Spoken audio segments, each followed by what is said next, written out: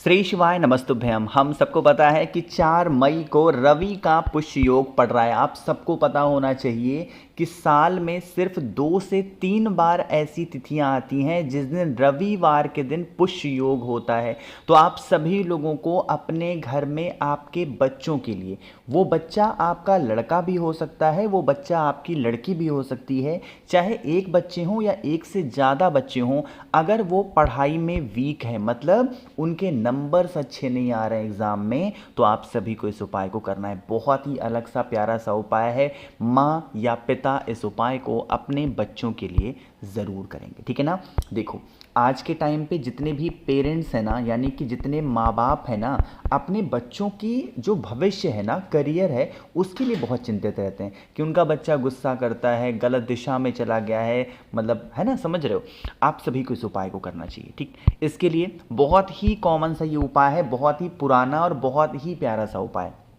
इस उपाय के लिए आप सभी लोगों को लाल चंदन की आवश्यकता पड़ेगी। क्यों? क्योंकि लाल चंदन ही महादेव को क्या है, सबसे प्रिय होता है। तो आप सभी को लाल चंदन लेना है, ठीक। अब एक चीज़ का ध्यान रखिएगा, जो लाल चंदन इस्तेमाल आप करोगे वो लाल चंदन सूखा वाला मत लेना। अगर सूखा है तो उसको हल्का सा क्या करेंगे, गीला कर लेना, ठीक है। अब इतना करने के बाद में आप सभी के पास में होना चाहिए एक पान का पत्ता। ध्यान रखिएगा, पान का पत्ता कहीं से बीच में कटा फटा ना हो, इस चीज़ का भी विशेष ध्यान देंगे, है ना। अब देखो, पान के पत्ते के ऊपर हम सभी लोगों को कुछ लिखना है। अगर आपके पास में लाल चंदन नहीं हो ना, तो आप पीला चंदन भी इस्तेमाल कर सकते हो, ऐसा कोई दिक्कत नहीं है ना। देखो, मैं यहाँ पे कुछ लिखने जा रहा हूँ, उस चीज़ों को बहुत ही ध्यान से सुनिएगा। सबसे पहले मैं आपको बता दूँ, पान का पत्ता जो आप लोगे, ये वाला जो साइड आपको दिखाई दे रहा है, ये कौन सा साइड है, इसको हम सीधा भाग बोलते हैं। जिस तरफ चिकना होता है ना, उसी तरफ आपको कुछ लिखना है। क्या लिखना है? सबसे पहले अपने देवाधिदेव महादेव का नाम आप सभी लोगों को इस पान के पत्ते के ऊपर लिखना होगा, ठीक है ना। पहला नाम किसका लिखा? महादेव का। दूसरा नाम लिखेंगे, महादेव के लिए प्रिय कौन है? अरे बताओ भाई, माँ पार्वती। तो दूसरा नाम किसका लिखेंगे? माँ पार्वती का।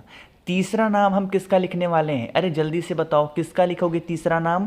तीसरा नाम हम लिखने वाले हैं, हम यह उपाय पढ़ाई के लिए तो कर रहे हैं, है ना, लिख मानते हो, तो आप सभी लोगों को जो तीसरा नाम लिखना है वो माँ सरस्वती का लिखना होगा। इस प्रकार से आपको पान के पत्ते के ऊपर इस प्रकार से 3 नाम लिखने हैं। ध्यान रखिएगा, पान का पत्ता छोटा मत लेकर के आना, थोड़ा सा बड़ा लेकर के आना, ठीक।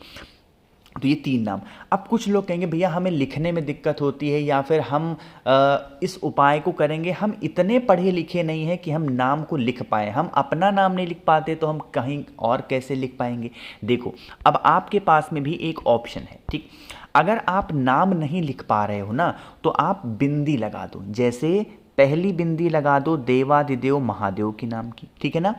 दूसरी बिंदी लगा दो किसके नाम की? माता पार्वती के नाम की। और तीसरी बिंदी लगा दो इसी पान के पत्ते के ऊपर माता सरस्वती के नाम की। ये ऑप्शन भी आप अपना सकते हो, ठीक।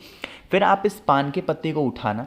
जो भी बच्चा आपके घर में पढ़ाई में वीक है, कमज़ोर है, अगर आप इस उपाय को अपने बच्चों के हाथों से करा पाओ तब तो बहुत अच्छी बात होगी। बट अगर नहीं करा पा रहे हो, आपके बच्चे जिद्दी हैं, आपकी बातों को ही नहीं सुन रहे हैं, तो उपाय कहाँ से करेंगे?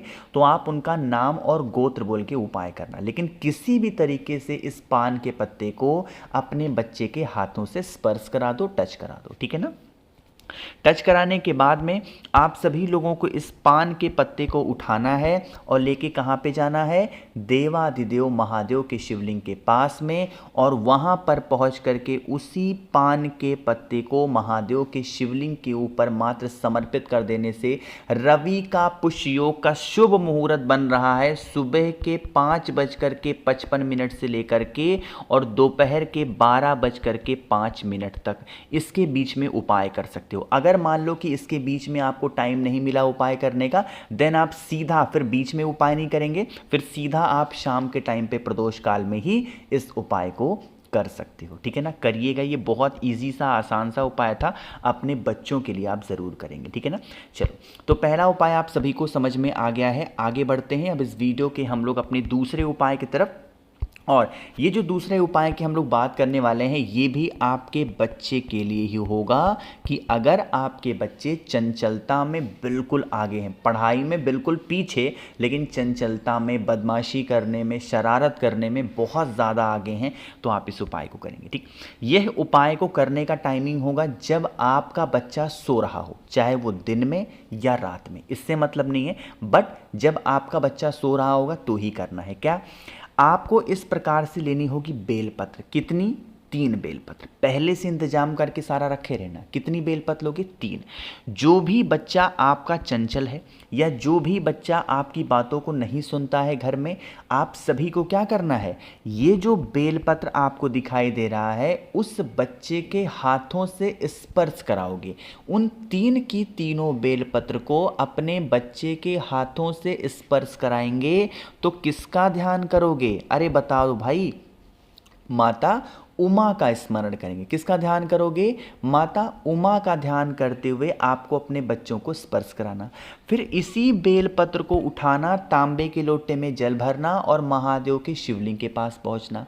सबसे पहला काम, पहुंच करके ही आपको 1 लोटा जल महादेव के शिवलिंग के ऊपर चढ़ा देना है, सबसे पहला काम।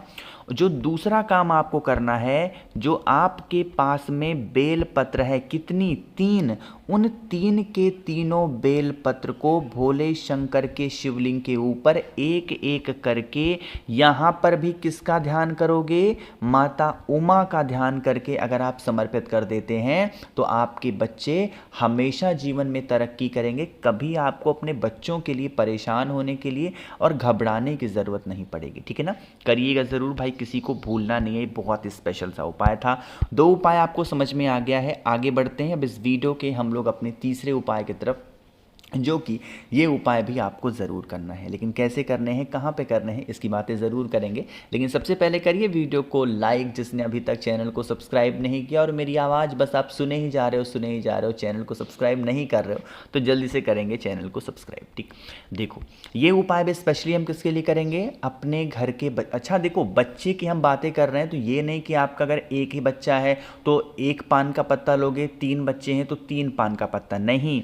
आपको पान के पत्ते का उपाय, 1 ही पान का पत्ता लीजिएगा और जब चढ़ाना तो अपने तीनों बच्चों के या फिर जितने भी बच्चे हैं आपके, उनका नाम और गोत्र बोल के चढ़ा देना है ना। ऐसा नहीं कि 2 बच्चे हैं तो 2 पान का पत्ता लोगे, ये वाला सिस्टम नहीं है। ठीक है ना? 1 ही पान के पत्ते से चढ़ाएंगे और बच्चों का नाम और गोत्र बोलेंगे। ठीक, चलो अब इस उपाय की हम बातें करने जा रहे हैं। इस उपाय के जैसे बच्चे मान लो कि आपके रहते हैं तो बहुत ही प्यारे लगते हैं ना। बच्चे जो छोटे छोटे होते हैं ना, कैसे रहते हैं? बहुत सुंदर, बहुत प्यारे प्यारे से लगते हैं। तो क्या होती है, कभी कभी उनको नज़र से लग जाती है अचानक से, आपको पता भी नहीं चलेगा। फिर आप डॉक्टर के यहाँ जाओगे, अरे बच्चे वाले डॉक्टर को दिखाना है, इनको दिखाएं, उन सुई लगवाओ, ये सब काम। आपको क्या करना है, 5 काली मिर्च ले लो, साथ ही साथ 5 लौंग ले लो। ठीक, कितने हो गए? टोटल 10। आपको 5 काली मिर्च, 5 लौंग को लेना है। जो आपका बच्चा बहुत बीमार या बहुत ज़्यादा नज़र लगती हो, उसके ऊपर से 7 बार घुमाओगे। मेरी बात बहुत ध्यान से सुनिएगा। कितनी बार घुमाएंगे? 7 टाइम्स। जब 7 बार घुमाओगे तो क्लॉकवाइज डायरेक्शन में, यानी कहने का मतलब क्या है, जिस दिशा में घड़ी घूमती है वहाँ घुमाना। और सामानों को लेके कहाँ पे जाओगे? आपके घर के आसपास में कोई भी वट का पेड़ हो, उस वट पेड़ के नीचे जाना और चुपचाप वहाँ छोड़ करके मात्र चले आने से आपके जिन भी बच्चों को बहुत नज़र टोने टोट के लगते हों, बच्चे बीमार पड़ते हों, बार बार डॉक्टर के यहाँ जाना पड़ता है, तो ये वाली जो समस्या होगी वो हमेशा के लिए ख़त्म ज़रूर हो जाएगी। ठीक है ना? कितने उपाय हो गए? 3 उपाय आपको समझ में आ गए होंगे। आगे बढ़ते हैं सबसे आसान से उपाय की, जो कि हमारा चौथा उपाय है और आप सभी को इस उपाय को काले तिल के साथ करना है। कौन सा दिन है? रविवार का दिन है। अगर आपके घर में कोई भी प्रकार की रोग है, बीमारी है और उससे आपको छुटकारा चाहिए तो आप इस उपाय को ज़रूर करिएगा। ठीक है ना? इसके लिए आपको थोड़ा सा 1 चुटकी काला तिल लेना है और 1 तांबे का लोटा लेना। ठीक है ना? 1 चुटकी काला तिल, 1 तांबे का लोटा लो, उसके अंदर जल भरो, है ना, और जल के ही अंदर काला तिल डाल दो। आपके घर के अंदर या घर के पास में कहीं पे भी शमी का पेड़ हो, शमी का वृक्ष हो, उस पेड़ के नीचे जाना। एक नाम यहाँ मैं लिख रहा हूँ, बहुत ही प्यारा सा नाम है। अपने घर की परेशानियों को दूर करने के लिए हम अवधूतेश्वर महादेव का ध्यान करते हैं। तो इन्हीं का स्मरण करके उस काले तिल जो जल आपके पास में है ना, उस जल को शमी पेड़ के नीचे अगर आप रविवार के दिन शाम के टाइम पे प्रदोष काल में मात्र समर्पित करके चले आते हैं तो आपके घर में किसी भी प्रकार से कोई संकट प्रवेश नहीं करेगा और आपकी पूरी फैमिली तो हमेशा खुश रहेगी ही रहेगी। ठीक है ना, तो करिएगा ज़रूर सभी लोग, भूलना नहीं है किसी को। बाकी मैंने कोशिश तो की आप सभी को सारी चीज़ों को ढंग से बताने की। अगर कोई चीज़ समझ में नहीं आती हो तो नीचे कॉमेंट सेक्शन में पूछिएगा, मैं पूरी कोशिश करूँगा रिप्लाई करने की। मेरे जितने भी भाई बहन आवाज़ आज मेरी पहली बार सुन रहे हैं, चैनल को ज़रूर सब्सक्राइब करेंगे और हाँ, वीडियो को लाइक सभी को करना है। श्री शिवाय, नमस्तुभ्यम।